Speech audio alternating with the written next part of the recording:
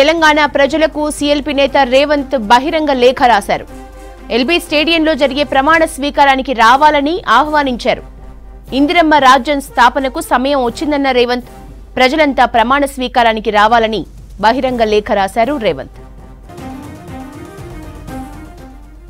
తెలంగాణ ప్రజలకు సీఎల్పీ నేత రేవంత్ బహిరంగ లేఖ రాశారు. ఎల్బీ స్టేడియంలో జరిగే ప్రమాణ స్వీకారానికి రావాలని ఆహ్వానించారు. ఇందిరమ్మ రాజ్యం స్థాపనకు సమయం వచ్చిందన్న రేవంత్ ప్రజలంతా ప్రమాణ స్వీకారానికి రావాలని బహిరంగ లేఖ రాశారు.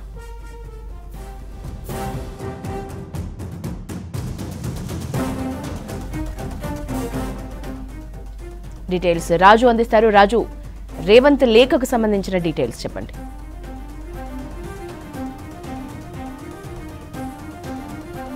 ప్రమాణ స్వీకారం చేయబోతున్నారు. ఇప్పటికే అన్ని రాజకీయ పార్టీలకు సంబంధించిన అధ్యక్షులు కావచ్చు, అదేవిధంగా మేధావులు కావచ్చు, తెలంగాణ ఉద్యమకారులకు, అమరవీరుల కుటుంబాలకు కూడా ఆహ్వానాలు పంపారు. ఇక తెలంగాణ ప్రజలకు కూడా ఒక లేఖను, బహిరంగ లేఖను కూడా కొద్దిసేపటి క్రితం రేవంత్ రెడ్డి విడుదల చేశారు.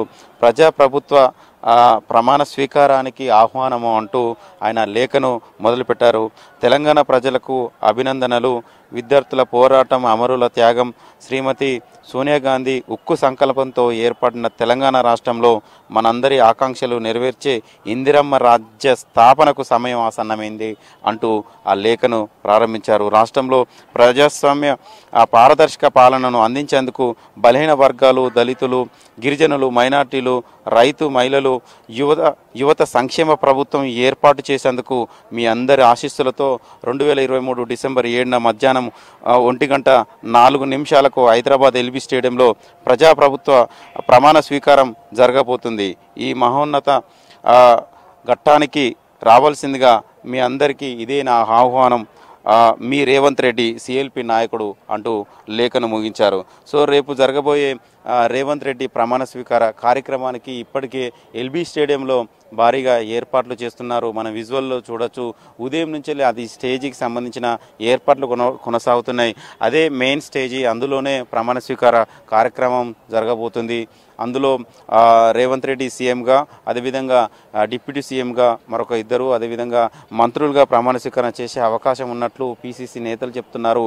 ఆ ప్రమాణ స్వీకార కార్యక్రమానికి ఇప్పటికే అన్ని రాజకీయ పార్టీలకు సంబంధించిన అధ్యక్షులను కావచ్చు, అదేవిధంగా మాజీ సీఎం కేసీఆర్ కావచ్చు, అదేవిధంగా మాజీ మంత్రులకు తో పాటు పక్క రాష్ట్రానికి సంబంధించిన ఏపీ సీఎం జగన్తో పాటు అక్కడి మాజీ సీఎం చంద్రబాబు నాయుడుతో పాటు మిగతా రాష్ట్రాలకు సంబంధించిన చుట్టుపక్కల కర్ణాటక, తమిళనాడు, కేరళ, మహారాష్ట్ర, మధ్యప్రదేశ్ ఈ రాష్ట్రాలకు సంబంధించిన సీఎంలు, అదేవిధంగా ఆ రాష్ట్రాలకు సంబంధించిన ముఖ్య నేతలు, మన తెలంగాణ ప్రాంతానికి సంబంధించిన వివిధ ముఖ్య నాయకులు కావచ్చు, అదేవిధంగా కుల సంఘాలు కావచ్చు, మేధావులు కావచ్చు, విద్యార్థి నేతలకు కూడా ఆహ్వానం లేఖలు ఇప్పటికే కాంగ్రెస్ పార్టీ తరఫున వెళ్ళాయి. ఇక ఏఐసిసి సంబంధించిన నేతలు, ఏఐసిసి ప్రెసిడెంట్ మల్లికార్జున ఖర్గే కావచ్చు, శ్రీమతి సోనియా గాంధీ, రాహుల్ గాంధీ, ప్రియాంక గాంధీలను కూడా ఆహ్వానించడానికి నేరుగా నిన్న రేవంత్ రెడ్డి వెళ్ళారు. ఇవాళ వారందరినీ కలిసి రేపు తన ప్రమాణ స్వీకారానికి, సీఎంగా చేయబోయే ప్రమాణ స్వీకారానికి రావాలని కూడా కోరడం జరిగింది. సో తెలంగాణ ప్రజలు కూడా రేవంత్ రెడ్డి ఒక లేఖను విడుదల చేసి, ఆహ్వాన లేఖను విడుదల చేసి తెలంగాణ ప్రజలకు రావాలని ఆ లేఖలో పేర్కొన్నట్టు తెలుస్తుంది. గతంలో కూడా ఎన్నికల ప్రచారంలో కూడా చూసినాం. చాలా వరకు బహిరంగ సభలు కావచ్చు, కార్నర్ మీటింగ్లో కావచ్చు, రేవంత్ రెడ్డి పదే చెప్పడం జరిగింది. డేటు ప్లస్ టైం అన్నీ చెప్తున్నా, ఇప్పుడే చెప్తున్నా, మళ్ళీ చెప్పలేదని ఎవరు అనొద్దు అని కూడా చెప్పారు. కానీ చాలా వరకు కొంతమంది అసలు రేవంత్ రెడ్డి ఏంది ఇంత కాన్ఫిడెంట్గా చెప్తున్నారని కూడా కొంతమంది నవ్వుకున్న సందర్భం. కానీ ఆయన చెప్పినట్టుగానే డిసెంబర్ 9 నాడు ఎల్బీ స్టేడియం ఉదయం 10:30 గంటలకు కాంగ్రెస్ పార్టీ ఏర్పడబోతుంది. కాంగ్రెస్ సంబంధించిన నాయకుడు సీఎంగా ప్రమాణ స్వీకారం చేయబోతున్నారు అనేది కూడా చేస్తారు, మీరందరూ రావాలని కూడా చాలా ఎన్నికల సందర్భంలో, ఎన్నికల ప్రచారంలో, కార్నర్ మీటింగ్లలో కూడా ఆయన చెప్పడం జరిగింది. కానీ అంతకంటే ముందే 2 రోజుల ముందే డిసెంబర్ 7వ తారీఖు నాడు ఎల్బీ స్టేడియం అదే మధ్యాహ్నం 1:04 సీఎంగా రేవంత్ రెడ్డి ప్రమాణ స్వీకారం చేయబోతున్నారు. ఈ ఘట్టానికి ఇప్పటికే ఏర్పాట్లన్నీ ముగింపు దశ దశకు చేరుకున్నాయి. నిన్న సాయంత్రం నుండి కాంగ్రెస్ నేతలంతా ఎల్బీ స్టేడియంను పూర్తిగా దానికి సంబంధించిన ఏర్పాట్లలో మునిగిపోయారు. ఇవాళ ఉదయం నుంచి వెళ్ళి భారీగా ఏర్పాట్లు చేస్తున్నారు. మూడు క్రేన్లను తీసుకొచ్చి ఉదయం నుంచి వెళ్ళి పనులు శరవేగంగా కొనసాగుతున్నాయి. ఇవాళ రాత్రి వరకు ఇది కంప్లీట్ అయ్యే అవకాశం అయితే కనబడుతుంది. ఒకవేళ వర్షం వచ్చినా రేపు ఉదయం కావచ్చు, వాతావరణం ఒక తుఫాను కూడా కొనసాగుతుంది కాబట్టి వర్షం వచ్చినా కూడా ఇబ్బందులు తలెత్తకుండా టెంట్లు కూడా వాటర్ ప్రూఫ్ టెంట్లను కూడా ఏర్పాటు చేస్తున్నారు. దాదాపు 30,000 మంది ఎల్బీ స్టేడియంలో కూర్చునేలాగా ఈ ప్రమాణ స్వీకారాన్ని చూసే విధంగా ఏర్పాట్లు చేస్తున్నారు. ఇక విఐపీలు, వివిఐపీలు, ముఖ్య నాయకులు కావచ్చు, నాయకులకు సంబంధించిన కుటుంబ సభ్యులు వచ్చినా కూడా ఎవరికి వారికి సపరేట్ గ్యాలరీలను కూడా ఏర్పాటు చేస్తున్న పరిస్థితి. అంటే మనం స్టేజీ మీద 3 డయాస్లను ఏర్పాటు చేస్తున్నాం. మెయిన్ డయాస్ వివిఐపీస్ వాళ్ళు కూర్చునే విధంగా, పక్కన ఒక డయాసు అంటే ఎమ్మెల్యేలు కావచ్చు, అదేవిధంగా ఇంకొక పక్క డయాస్లో సంబంధించిన వివిధ వర్గాలకు సంబంధించిన నేతలు కావచ్చు వారు కూర్చునే విధంగా, ముందు డయాస్లో కూడా వివిధ వర్గాలకు సంబంధించిన నేతలు కావచ్చు, నాయకుల కుటుంబ సభ్యులు కావచ్చు, మాజీ ఎమ్మెల్యేలు, మాజీ ఎంపీలు, మాజీ ఎమ్మెల్సీలు వారి అందరి కూర్చునేలాగా డయాస్ కూడా ఏర్పాటు చేస్తున్నారు.